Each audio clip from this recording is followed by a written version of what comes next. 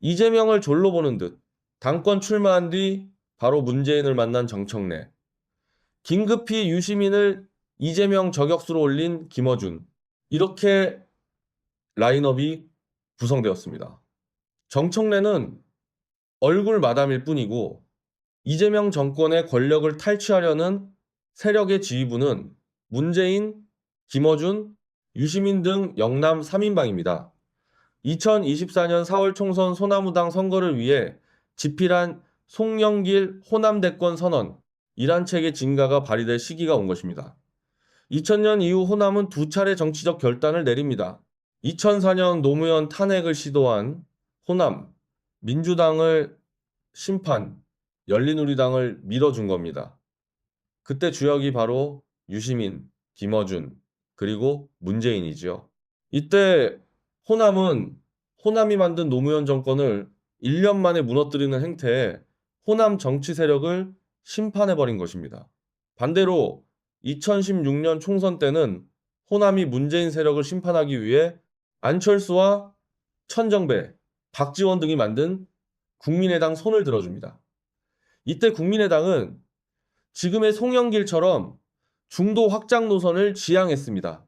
당시 호남야구 회장은 일베에서 호남이 강경 좌익이라 욕을 먹던데 왜 부산의 문재인 세력 때문에 호남이 욕을 먹어야 하냐며 호남의 정서를 대변하기도 했습니다. 김어준, 문재인, 유시민 등 영남 3인방은 강경 좌익 노선으로 민주당 당원들을 묶어 놓으려 할 겁니다. 정청래는 이걸 무기로 호남에 거의 상주하며 당원들을 몰아대고 있습니다.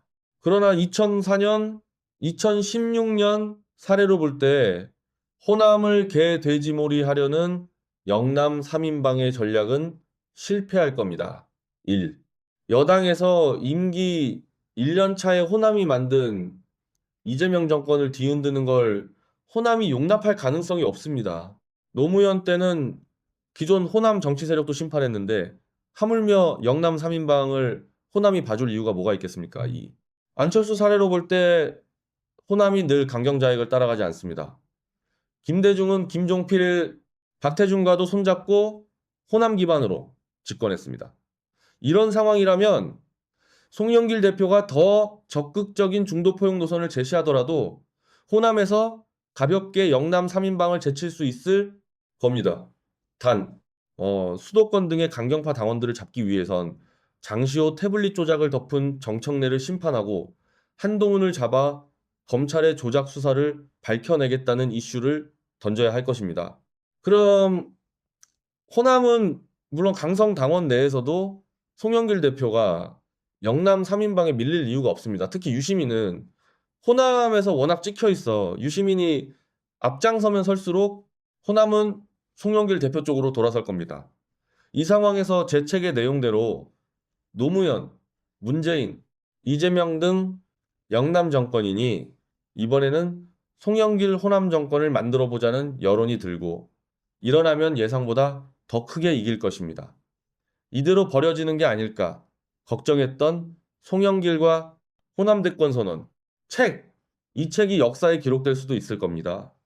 추신 이 책을 다시 읽어보니 송영길의 전시작권 회수의 마침표는 자체 핵무장입니다. 저 역시 전작권 회수의 전제는 자체 핵무장이라 보고 관련 서적을 읽어봤습니다. NPT를 무시하고 북한의 불법 핵무기에 위협받는 상황이라면 NPT 제재 없이 자위권 차원의 핵무장이 가능한 상황입니다. 즉, 핵무장한 뒤 북한과 공동으로 핵 감축, 핵 폐기를 목표로 내세우면 미국 등 국제사회의 동의를 얻을 수 있습니다. 똑같이 핵무장했는데 북한만 제재가 이어지면 김정은은 못 버틸 것입니다.